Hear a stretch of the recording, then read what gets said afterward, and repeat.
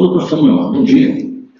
Bom dia, excelência. Doutor Samuel, alguma coisa pessoal aí contra o Nadir da Silva de Souza? Não, senhor. Ok, esse é um compromisso legal, então o senhor tem conhecimento sobre um crime falso e eu posso perguntar. Então tá. Como é que o senhor tomou conhecimento desse fato que o Nadir é acusado? Conta pra gente como chegou a notícia e quais as diligências que vocês iniciaram a fazer bem. Excelência, na sexta-feira, no dia dos fatos, desculpa, eu estou um pouco gripado. No dia dos fatos, na sexta-feira, eu estava na delegacia. Eu lembro que estavam eu e o Alex na delegacia, quando chegou a doutora Ana Fernanda, que é advogada da Beatriz, né, que é mãe da vítima. E eu lembro que ela chegou lá bem desesperada, já era final do dia, final do expediente, e relatando que o Nadir estava com a menina, né, com uma... Desculpa, esqueci o nome da Cecília. Com a Maria Cecília, e que ele não queria devolver a Maria Cecília para a mãe, para a Beatriz. Nisso, a doutora Ana Fernanda já apresentou para mim algumas imagens dela, da menina já ali dentro do carro, mirrada e tudo mais, que ele havia mandado para ela. E nós começamos a empreender buscas já, porque a gente tinha ali uma falsa esperança de que a menina estava viva ainda. Então, assim, a gente viu aquela imagem lá da menina no carro, a menina já estava morta, né? A nossa consciência falava que ela estava morta, mas a nossa emoção falava que ela estava viva. A gente tinha uma esperança de encontrar ela viva ainda. Apesar de, no fundo, se fosse analisada aquela foto ali de maneira mais... como que eu posso dizer assim? Se eu analisasse aquela foto ali da menina amarrada, pensando já como um delegado de polícia, eu poderia perceber já que a menina estava morta. Mas a gente, como pessoa, como ser humano, a gente tinha aquela esperança, né? A gente não queria acreditar, na verdade. Eu não queria acreditar naquilo que eu estava vendo, né? A gente não queria acreditar que o pai queria matar a própria filha. E começamos a empreender buscas e sessões, que começaram na sexta-feira, foram até o sábado. E eu já comecei a acionar diversos policiais, que eu conhecia, grupos de policiais. A gente tinha informação aqui do veículo dele, do veículo que ele estava. A gente tinha fotos dele e a gente tentou espalhar o máximo possível. E todo mundo chocado, né? Todo mundo dando o seu melhor para tentar encontrar esse carro, para tentar encontrar o Nadir e naquela esperança de encontrar a menina viva, né?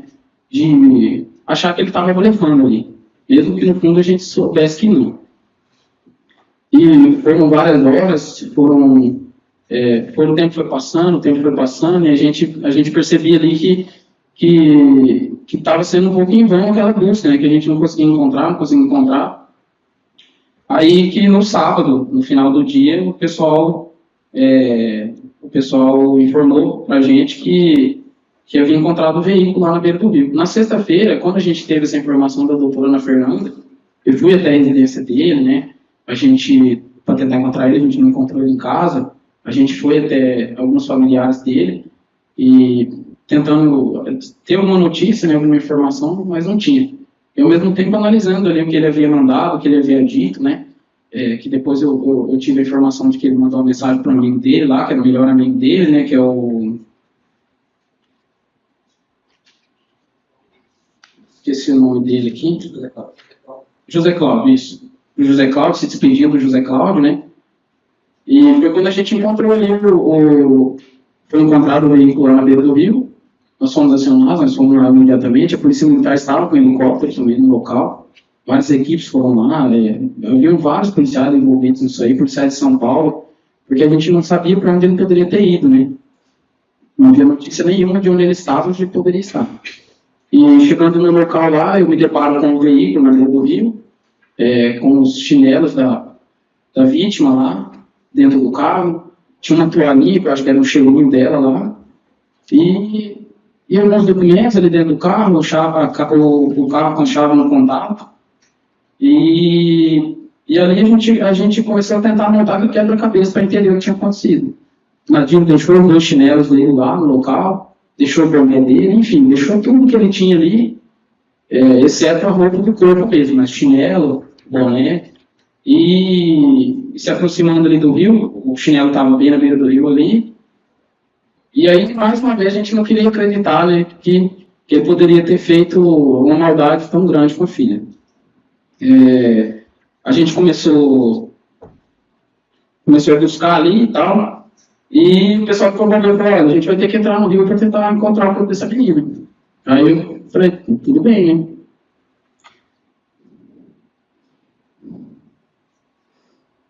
E a gente se deparou com aquela cena que, assim, eu tenho um ano de polícia só, de delegado. Eu fui delegado durante um ano, fui policial durante um ano, quase no Mato Grosso do Sul.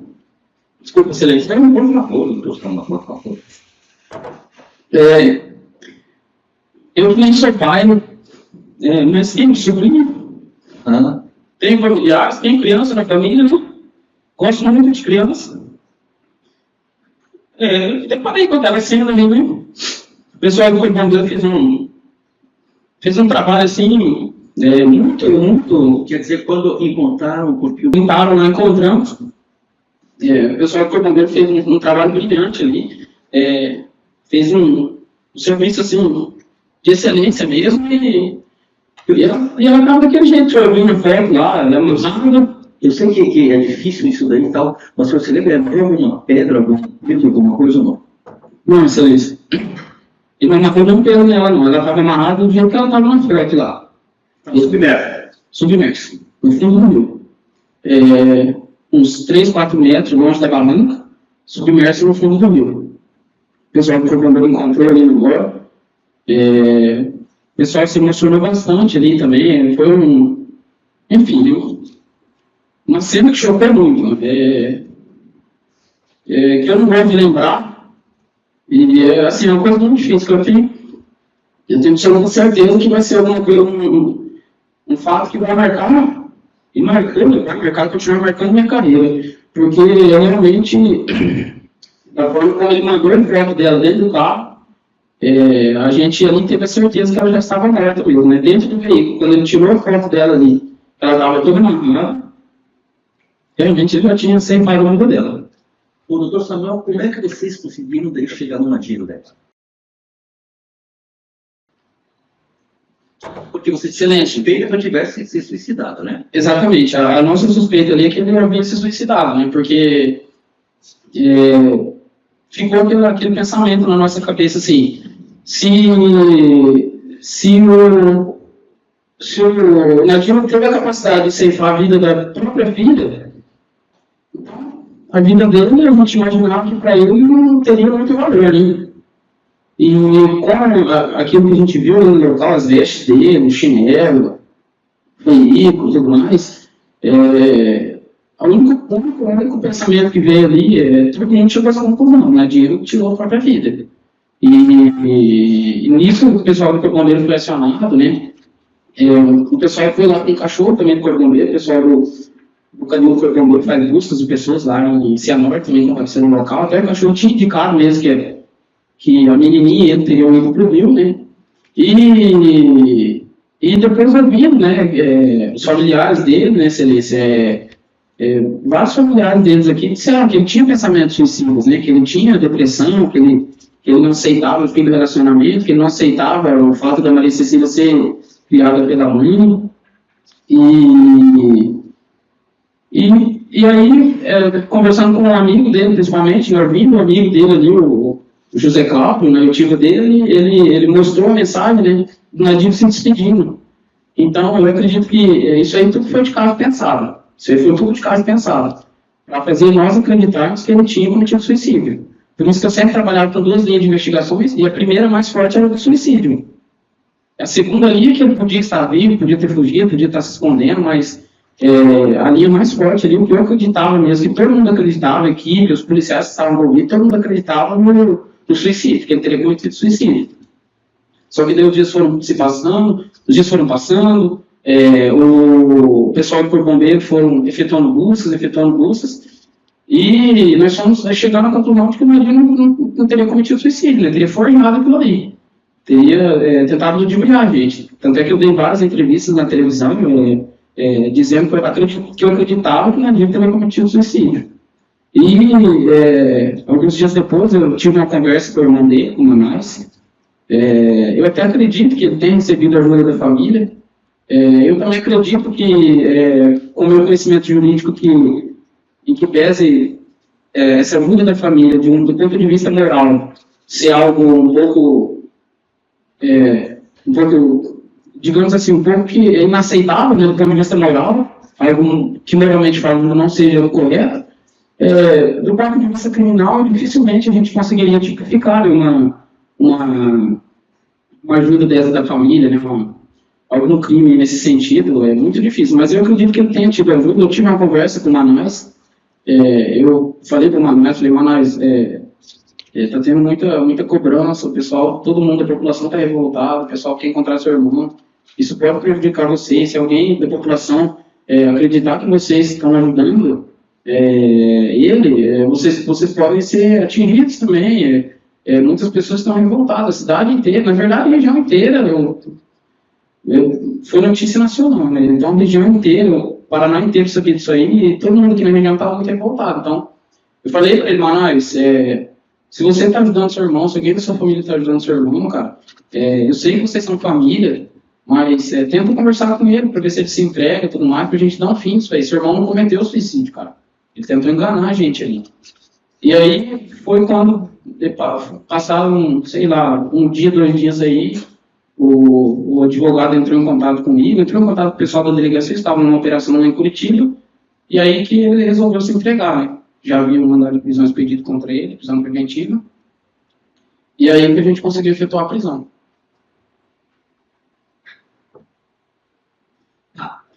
Quando vocês prenderam na Giga, teve reação, ele falou alguma coisa, não? Como é que foi o comportamento dele? Excelência, eu não estava pessoalmente no ato da prisão, no momento que ele se entregou, mas o pessoal lá da delegacia comentou assim, que ele não mostrou nenhuma reação, uma frieza realmente assim, impressionante, uma frieza que impressionou todo mundo, que ele aparentava estar bem, uma pessoa que ficou tantos dias, né, desaparecida, tantos dias sendo procurada, né. Ele aparentava estar muito bem, com vestes boas e tudo mais, aparentava uma boa saúde e não mostrava nenhuma reação, assim, nem um sinal de arrependimento.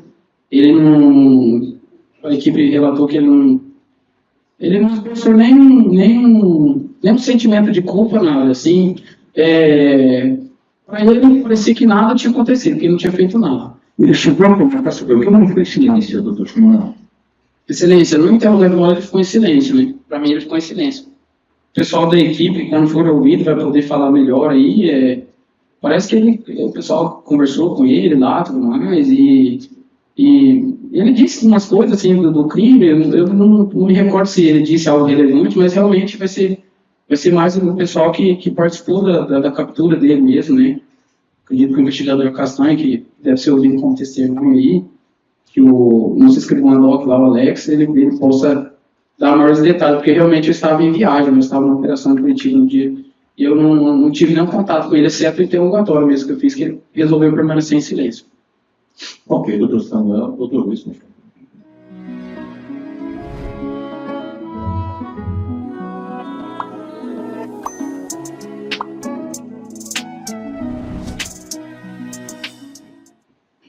Bom dia, doutor Samuel, tudo bom? Bom dia, doutor, tudo bem?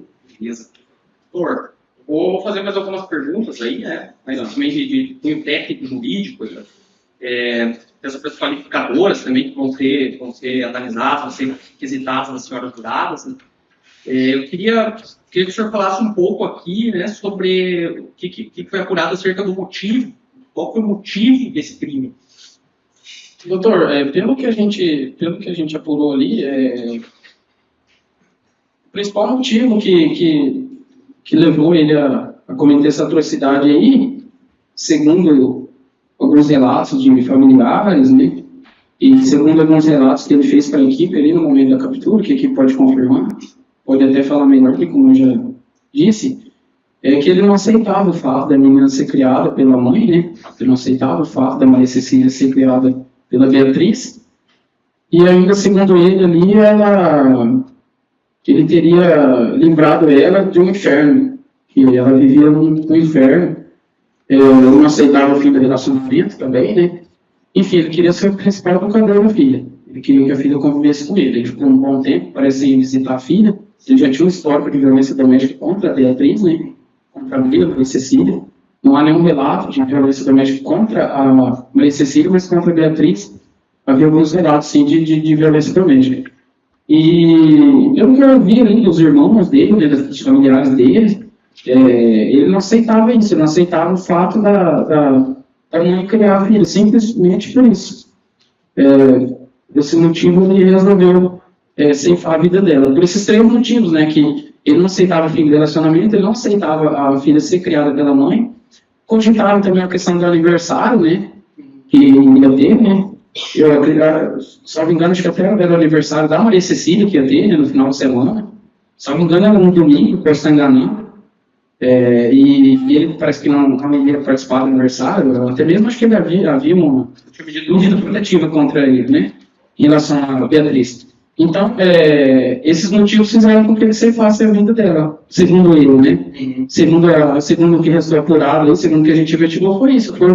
Porque, na verdade, é complicado, a gente não assim, ele ficou em silêncio, mas seria isso, ele não aceitava a filha ser criada pela mãe, ele queria ser o criador da vida, o educador da filha. Segundo, ele não aceitava o fim do relacionamento. Terceiro, segundo ele teria tirado a menina de um inferno, que era viver com a mãe, que a mãe não direito, algo nesse sentido. E quarto, talvez, possivelmente, esse aniversário no domingo que ele não ia participar, não aceitava, né? Ele estava bem revoltado e também pelo tempo que ele ficou sem ver a filha. Entendi. Certas mensagens aí que ele mesmo mandou para Beatriz, né, no momento que ele estava fazendo a execução do crime, ficou um punho, deu para ver ali um punho vingativo ali dessas mensagens. Sim. Restou bem comprovado ali que ele fez isso com a finalidade de se vingar da mãe. Machucar, né? Porque ali a única forma que ele tinha de fazer isso era ceifando a vida da própria filha. E ele até fala, né, pra Beatriz lá na conversa do WhatsApp, ele até fala, né, agora é minha vez de dizer não pra você. Vai fazer outra filha, porque essa você não tem mais. Então, ele mandou essas mensagens e com as fotos, né, da Maria Cecília já sem vida ali, né. Então, E os áudios também. E os áudios também da Maria Cecília agonizando ali no momento da morte. Certo. O senhor lembra que a questão aqui, que foi objeto do relatório aqui do Castanha, né? Sobre o tempo que ele levou para concluir o feminicídio ali? Doutor, eu lembro desse relatório, eu li esse relatório, realmente o investigador Castanha fez esse relatório. E levaram alguns minutos ali, né?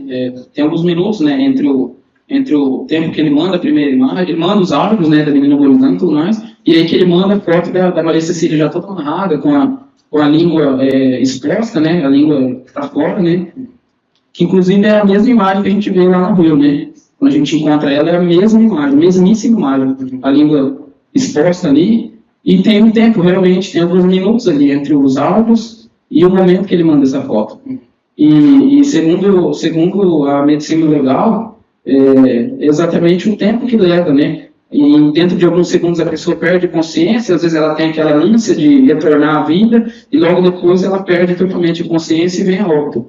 E é esse tempo que demora entre o áudio e a foto que ela manda, alguns minutos se passam ali, que é o tempo da morte, né? O tempo que leva uma pessoa a perder a vida numa asfixia mecânica. Foi isso que o investigador Castanho colocou lá, ele vai saber falar melhor disso aí, mas é exatamente isso, é possível perceber lá o tempo, os minutos, eu não sei dizer agora certinho, com precisão, né? Mas passado esse tempo que é o tempo que leva para a pessoa perder a vida por uma asfixia mecânica. Então essa foto dela com a língua projetada e tudo é um sinal de asfixia. Isso, é um sinal de asfixia mecânica. E também é um sinal de perda de vida, né? É um sinal de uma paralisia cardiorrespiratória ali. Entendi.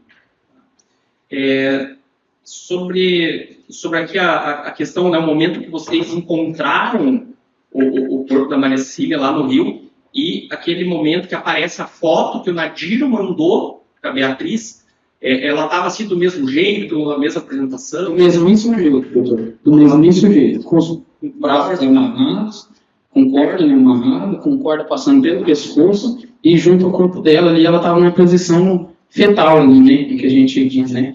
Ela estava encolhida assim, mas porque ela estava toda amarrada. Aquela corda passava pelo pescoço dela, pela mão dela, passava pelas pernas dela e juntava todo o corpo dela e passando pelo pescoço também a língua projetada para fora. Até pelo pouco tempo, né, que foi encontrado depois da morte ela, né? Então, assim, ela estava com aliada do rio frio e tudo mais, tudo isso aí também aumentou o tempo de decomposição cadavérica, né? Porque se ficasse muitos dias no rio lá, talvez essas informações a gente não teria ali visuais, né? A gente não teria esses sinais ali, mas como estava no rio, com água gelada e tudo mais, tudo isso acabou preservando um pouco o corpo dela em relação ao começo da decomposição cadavérica ali dentro do rio. Entendi, tá certo.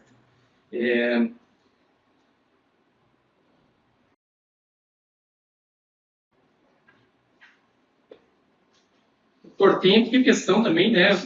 Parece até um pouco óbvio a pergunta, assim, mas vai ser quesitado também. A questão do recurso que dificultou e possibilitou a defesa da vítima. Doutor, é apurado nesse... Sim, eu entendo a colocação do senhor aí, que talvez algo meio óbvio, né? Mas assim, a gente tá falando de uma criança, né? De 4 anos de idade que ela tinha, né? Então, assim, um homem adulto matando uma criança de 4 anos de idade com uma corda, asfixiando ela. Então, ali você vê os requintes de crueldade e algo assim, bem simples de perceber, né? Como que uma criança de 4 anos ia se defender de um homem adulto? Ia se defender do próprio pai. Né? Considerando que ela confiava no pai, né? Sim, com certeza. Doutor, sobre a questão aqui que há outras imputações aqui, né, de crime de ocultação do cadáver, crime de fraude processual, o senhor falou bastante também.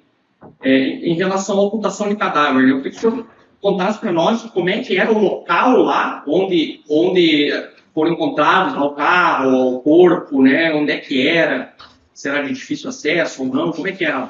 Então, a ocultação de cadáver ali, ela ficou bem clara primeiro, como eu já disse, né, como eu já expliquei, a Maria Cecília, quando ela foi jogada no rio, ela já estava sem vida, né? Quando o Nadiro manda aquela foto dela lá com a língua projetada, e quando ela foi encontrada dessa maneira dentro do rio, ela estava sem vida. A gente acreditava que não, a gente não queria acreditar que ela estava sem vida, né? A gente queria acreditar que encontraram ela viva, mas ela já estava sem vida. Então isso, pelo fato dela estar da mesma maneira como ela estava no carro, dentro do rio, já demonstra que ele jogou ela lá morta, ele jogou no corpo dela dentro do rio. O local lá era um local de difícil acesso, né? Passava por umas plantações de cana lá, um local com o capim bem alto. Tanto é que foram alguns pescadores que encontraram o carro, né, primeiro. E o rio ali é um local bem fundo ali, onde o pessoal do Corpo mergulhou. Não sei dizer, mas eu diria no mínimo 2 metros. E o que chama bastante atenção é a distância de onde estava o corpo da beira do rio, né? Ele estava numa distância bem grande, ele é um braço do rio que não tem correnteza, não tem... Então, assim, o corpo dela está lá no meio do rio, no meio não, mas mais próximo do meio do rio, mais longe da beira, do barranco ali, né? Com certeza ele foi lá e colocou ela lá. Ele entrou lá Ele entrou no rio e colocou ela lá dentro. Simplesmente... Ele não tem como ter projetado o corpo dela. Por mais que era uma criança de 4 anos, não era uma criança muito grande, ela tem um peso corporal, né? Você projetar uma criança de 4 anos a 2, 3 metros de distância, tem que ser um homem com uma força bruta, absurda, né? Um cara que tem uma força excepcional. Então ali, ele entrou no rio para jogar o corpo dela lá dentro do rio. E vai ocultar o corpo dela. E nós temos certeza que ele fez essa ocultação como eu já disse, pelo fato dela já estar morta, né? Então, o laudo pericial demonstrou que ela morreu de asfixia mecânica, né? A informação do investigador Castanha, a forma como nós encontramos o corpo, e o local onde foi encontrado o corpo, no fundo do rio, né? Que esse corpo só foi encontrado no dia graças ao trabalho do corpo bombeiro. Se não fosse o trabalho do corpo bombeiro, esse corpo não teria sido encontrado ali. O pessoal do corpo bombeiro mergulhou sem nenhum equipamento, nenhum. Eles não tinham nem máscara, nem snorkel, nada. Era o pessoal que tinha que fazer busca de pessoa, não era busca de corpo. O pessoal que faz busca de corpo, eles usam cilindro de oxigênio, eles têm barco, jet ski. O pessoal ali que fizeram as buscas, eles tinham ido fazer busca de pessoa. A gente estava indo buscar pessoas, a gente não estava indo buscar um corpo e nem um cadáver. O pessoal ali fez um trabalho excepcional, eles até têm uma técnica que eles usam lá que chama canivete, que eles mergulham com as pernas e sobem e vão. Com as pernas eles vão tocando no fundo do rio, fazendo um trabalho ali, e eles foram fazendo isso. E o pessoal do corpo bombeiro estava lá, tinha até um rapaz do corpo bombeiro lá que era um rapaz bem alto, um rapaz mais alto que eu, sim, um rapaz com 1,80 m de altura, e eu lembro que ele mergulhava, sumiu dentro do rio e voltava. Sumiu e voltava. E ali dentro de alguns minutos eles conseguiram encontrar ele no fundo do rio.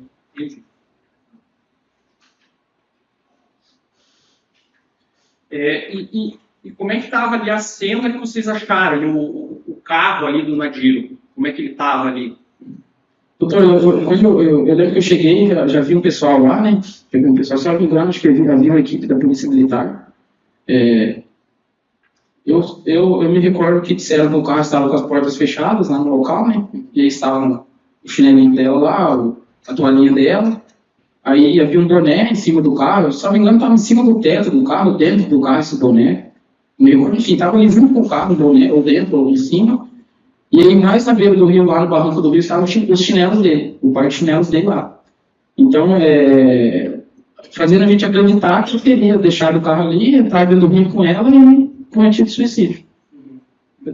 Eu acredito, até pelo local, ser um local isolado, um local de difícil acesso, para uma pessoa sair dali a pé, é realmente muito complicado, muito difícil. E nós temos certeza que se houvesse alguém ali no momento, algum pescador, ninguém precisaria esse tipo de ajuda para ele, né? Porque todo mundo já estava sabendo, todo mundo estava procurando ele. Tanto é que quando viram o carro lá, já acionaram a polícia, foram os pescadores lá, né, já chamaram a gente, mas já avisaram que o carro dele estava lá. E a busca pelo Nadiro levou quanto tempo, mais ou menos, ali naquele local, ali no rio? Doutor, deixa eu... A busca pelo Nadiro, doutor, salvo engano, foram 2 semanas. Salvo engano, foram 2 semanas. Que foi em torno de uns 14 a 15 dias que foram feitas buscas lá.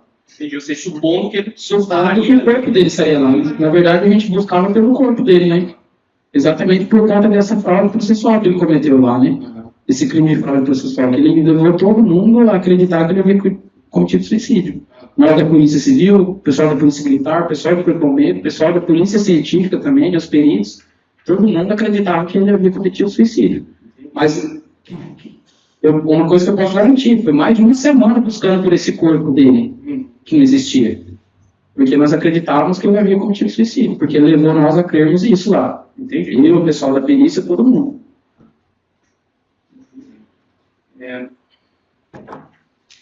Quando ele foi então localizado, se apresentou, né? Ele tinha sinais assim de desnutrição, por exemplo, que teria ficado no mato, em lugar escondido, assim. Não, doutor, nenhum sinal. Até que chamou bastante atenção, né? A gente imagina uma pessoa 1 semana, que seja 3 dias, então, vamos diminuir aí, que sejam 3, 4 dias no meio do mato, com água ali de rio, que é água que não é tratada, com escassez alimentar, sem investimento apropriado, né? Porque no vídeo, quando ele pega a Maria Cecília lá, ele está de bermuda, de chinelo, né? De camiseta e de boné. Então, uma pessoa do meio do mato, com uns trajes inapropriados, com escassez alimentar, com escassez hídrica, apesar de existir água lá, com uma água que não é tratada, com água de baixa qualidade, ele deveria estar com a saúde bem debilitada. E foi isso que ele demonstrou. Ele estava bem fisicamente, com uma aparência boa, como alguém que não estava no meio do mato. Inclusive sem sinais de ter caminhado, de ter passado por locais onde além do sinal desse tipo. E nesse momento, né, que ele se entregou, né, formalmente ali, já foi esclarecido aqui que ele ficou de silêncio, exerceu o direito dele de silêncio. Mas, assim, naqueles momentos, assim, por exemplo, que havia transferência dele e tal, ele conversou normalmente, demonstrou algum sinal, assim, de doença mental, alguma coisa do gênero, ou estava... Não, doutor, nenhum sinal de doença mental, a equipe conversou com ele. É um cara que é bem lúcido, ele estava bem lúcido, não esboçou nem arrependimento, né, nem uma reação, da mesma forma que ele está ali na tela, ele estava lá, frio. E foi ressaltar também que ele exercia uma função muito importante, né, na usina Santa Terezinha, né? Ele era operador de máquina agrícola, operador de colhedeira. É uma função bem remunerada lá, e é uma função importante, é uma função que necessita de um conhecimento, uma função bem específica. Dificilmente alguém que apresenta algum distúrbio mental conseguiria trabalhar nesse tipo de equipamento aí. Mas na delegacia, com a equipe, ele não demonstrou nenhum sinal, ele não tem nenhum sinal que tenha qualquer distúrbio mental. Certo. Eu acho que é isso. Tem mais alguma coisa que não foi perguntada? Eu acredito que seja só isso mesmo, doutor. Tranquilo, doutor. Obrigado, eu agradeço as informações. Doutor Henrique, doutor Edilson, por favor.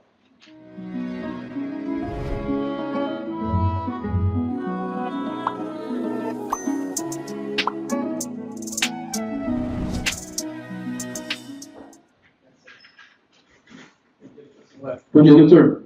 Tudo bem? Doutor Samuel, o senhor apresentou isso. Correto. Vocês vão no movimento 26.2. Eu só quero lembrar que está constagnado, o Ministério Público quem disse a ele qual era o nome da testemunha, Luiz Cláudio. Vocês também não soube falar e o Ministério Público interferiu e ajudou ele na resposta. Constagnado aqui falando para tudo.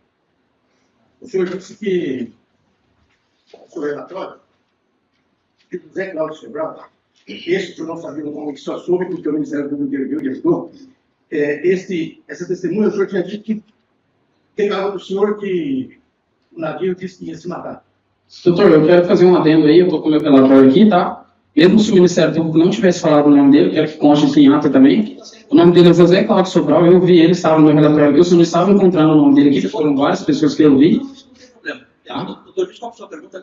Doutor, senhor, desculpa. Eu vou responder a pergunta do senhor agora, tá? Senhor, desculpa, eu vou só complementar, que o senhor não usa o relatório, o senhor hoje não está como delegado, o senhor está como testemunho. O relatório o senhor já apresentou em juízo. O senhor não pode hoje usar o relatório para responder a pergunta. O senhor desculpa a sinceridade em alegar. Não, doutor, eu não estou usando o relatório, é apenas uma... Eu estou apenas usando ele para me ajudar um pouquinho com a memória. Porque O senhor não pode complicar. A lei não permite que o senhor faça isso. eu não estou lendo meu relatório, doutor, eu estou dando meu relato como testemunho. O senhor não está vendo lembrar? Não sei se o senhor está não lendo. Ok, posso responder a pergunta do senhor agora, que o senhor fez? Vou deixar meu relatório aqui, não vou mais olhar para ele para você. Eu agradeço, obrigado. Então tá. Posso responder a pergunta do senhor agora? Sim. O senhor perguntou se ele havia falado com o José Cláudio que ele iria se matar, né? Não, ele não disse isso, no momento eu não relatei isso. Ele se despediu do José Cláudio, agradeceu a amizade e mandou uma mensagem de despedida para o José Cláudio. E um tom que parecia de alguém que ia se matar. Eu vi no relatório do senhor aqui, por isso que eu fiz a pergunta. E no que o senhor respondeu para o Dr. Luiz, na intenção que o senhor disse que o José Cláudio informou que ele tinha intenção de se matar.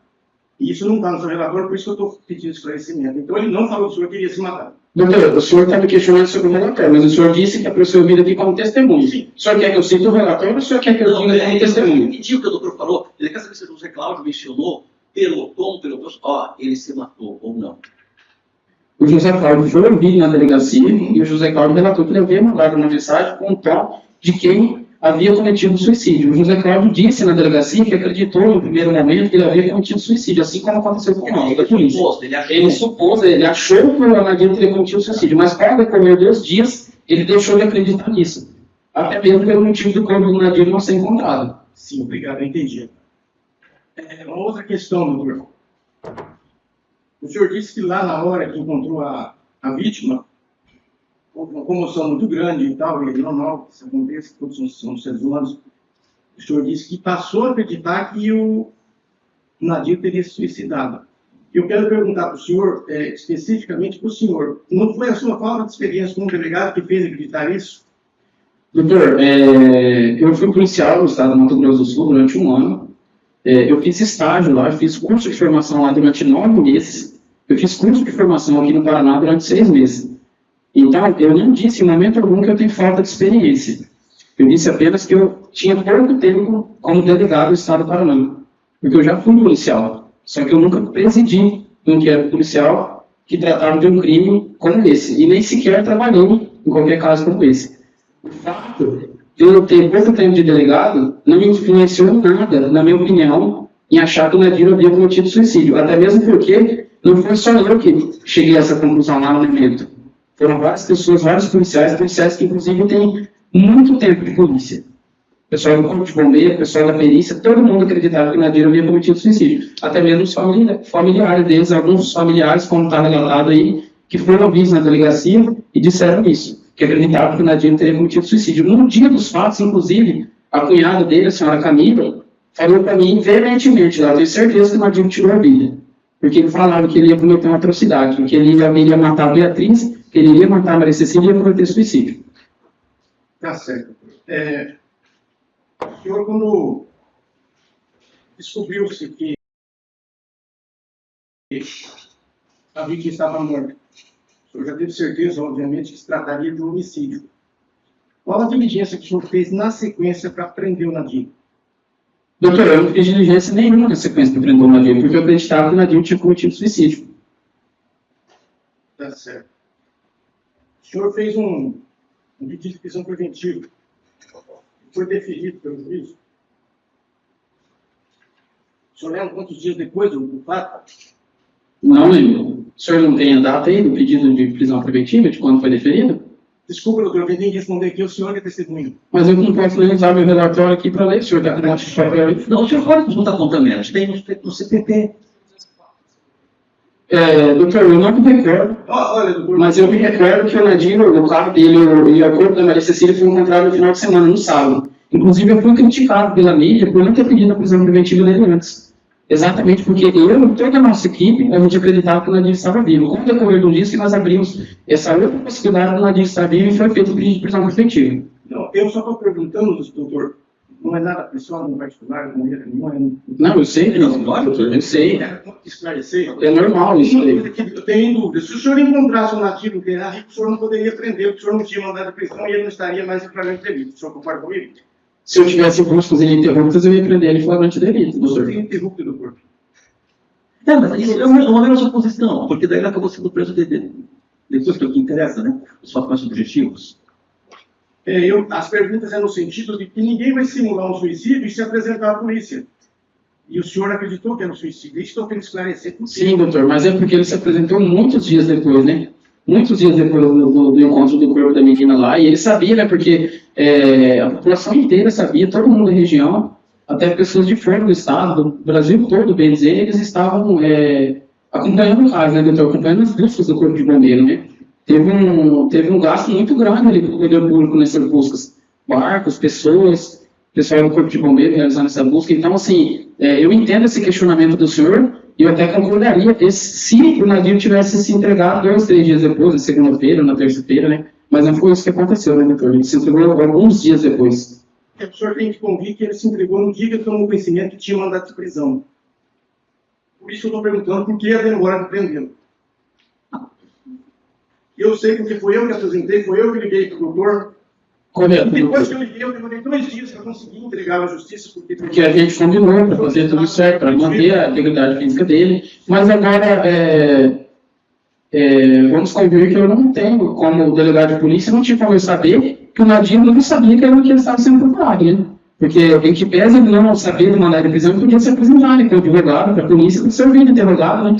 Sim, Então, se não houvesse mandado de prisão, ele não iria se entregar, eu não ia conseguir interrogar ele, eu teria que relatar o inquérito e ser interrogatório dele. Então, eu acredito que, mesmo ele não sabendo que não tinha mandado a prisão expedida em seu desfavor, ele podia se apresentar à autoridade policial, que é algo muito comum quando acontece esse tipo de crime, para ser ouvido, para ser interrogado. E não, às vezes, meses depois que o investigado acaba sendo preso, acaba havendo uma representação por prisão preventiva, até mesmo pelo Ministério Público, não só pela autoridade policial.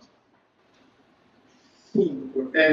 Então, passando essa parte da simulação de suicídio, que O senhor mesmo disse no local não tinha ninguém para buscá-lo até lá, não é? Eu vou fazer um questionamento em relação ao outro crime que o senhor fala, de ocultação de cadáveres. Várias vezes que ele ocultou o corpo da vítima. O carro na beira da água, as vestes da criança, tá? Com a chave e a porta aberta. Não seria indicativo que essa criança estava na água? Doutor, o carro está na beira da água, juntamente com a chave no contato e tudo mais, não significa que o corpo da criança estaria ali dentro do rio. O corpo da criança poderia estar no mato, o corpo da criança poderia estar enterrado, o rio poderia ser um rio com correntezas fortes, poderia ter levado o corpo da criança lá para a Querência do Norte. E o senhor acreditou que quem escondesse o corpo ia deixar o carro e as vestes do lado? Eu acredito que quem joga um corpo dentro do rio, numa profundidade de no mínimo 2 metros, longe do barranco do rio, tem a intenção sim de ocultar o corpo. Eu até mesmo na esperança de que o rio levasse, que a água levasse o corpo embora, para longe. É isso que eu acredito. O senhor, como delegado de polícia, e com mais seus comandados, da forma que o carro foi encontrado, se o navio quisesse fugir com o carro e desfazer a cena ali para ninguém nunca mais achar a vítima, ele teria feito? Esse questionamento o senhor tem que fazer para ele, doutor.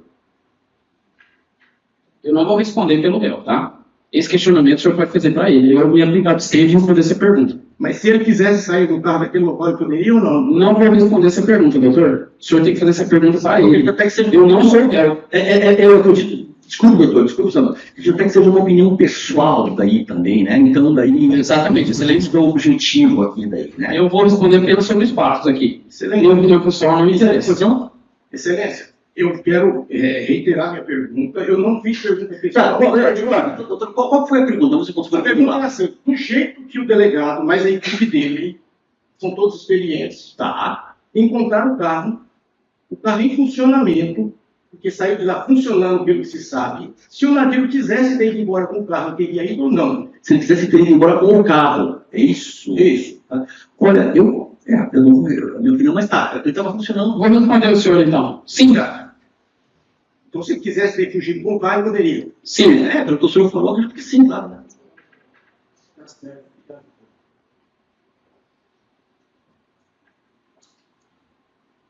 O senhor disse que tinha um chinelo na barranca do rio. Disse que era do navio. Como é que o senhor sabe que o chinelo era dele? Pelas filmagens, quando ele vai buscar a menininha, ele está com o mesmo chinelo e com o mesmo boné que foi encontrado no veículo. Uma outra questão, eu vou ter que voltar no ponto da ocultação de cadáver. Qual foi a forma que foi, o senhor disse alguma coisa do canil que apontaram para o lado que estava a criança, é isso? Os cães que apontaram para o lado que estava entrando no rio? Sim. Isso demorou, assim que chegaram lá, já conseguiram? Não. Certo. No que junta com os autos aqui, no boletim de ocorrência policial que o senhor lavrou, certamente não foi o senhor, foi alguém que trabalha junto com o senhor, foi no dia 12/5, às 19h22.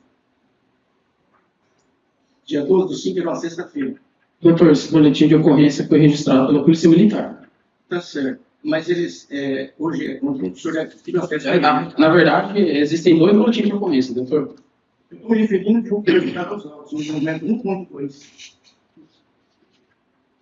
Doutor, existe um boletim de ocorrência que foi registrado quando a Maria Cecília havia desaparecido, o Nadir havia desaparecido com ela, e existe um segundo boletim de ocorrência que foi registrado quando foi encontrado o corpo da Maria Cecília. De qual o senhor está Eu dizendo? estou falando do primeiro início. Os autos começam com o primeiro boletim de ocorrência. Quando a vítima chegou, alguém chegou e falou Sim. que a Cecília sumiu. Sim, não? Esse foi registrado aqui pelo ponto dos autos. Na sequência 1.2, o boletim teria sido registrado às 19h22. Isso. Se o senhor puder confirmar. Eu vou ler o boletim para o senhor lembrar dos fatos, para ficar mais fácil. Segundo a solicitante, uma criança teria sido entregue aos cuidados do pai E horas depois, o mesmo caminhou para a mãe da menina com uma foto da criança amarrada, alto da mesma, chorando, e a escrita, ela já está morta. A equipe se deslocou ao local e conversou com familiares. A avó materna da criança disse que o pai recebeu o direito judicial de ficar com a criança em alguns dias da semana. E hoje, por volta das 14 horas, pegou a criança e saiu. A última vez que foi visto. Esse é o boletim de ocorrência. O primeiro chegou Sim, à autoridade. sim. No dia 13... Esse boletim foi registrado pela Polícia Civil na delegacia. Eu imagino que sim, mas de qualquer forma, hoje eles são em conjunto. As polícias têm Sim, mas aí tem a observação lá de quem registrou o boletim, os policiais que participaram e tudo mais. No segundo boletim de ocorrência, do dia... Vou pegar ele aqui. Do dia 13/5. Uhum. Foi dia 12 às 19 horas. Isso. Isso. No dia 13 já tem um boletim informando que a criança foi encontrada. Sim. Então foi mais ou menos 24 horas aí depois do sumiço da criança. Se o senhor tem o horário do registro do boletim aí, vai dizer o horário dos fatos também. Porque existe o horário de registro e o horário dos fatos. Eu acredito que seja menos de 24 horas. É isso mesmo que eu quero provar nos autos. Que ela não estava, vamos dizer assim, não foi ocultado o cadáver, ele foi encontrado em menos de 24 horas. Assim que encontraram o carro, encontraram a criança. Não. Não foi assim que encontraram o carro que encontraram a criança. O carro foi encontrado durante o dia e a criança foi encontrada durante a noite. É 21 horas, estava de noite. Então se passaram mais de 24 horas. Certo, é isso que eu disse. 24 horas por aí. Não, o senhor disse que seria menos de 24 horas, foram mais de 24 horas. Não, tá, ok. Pode continuar, doutor.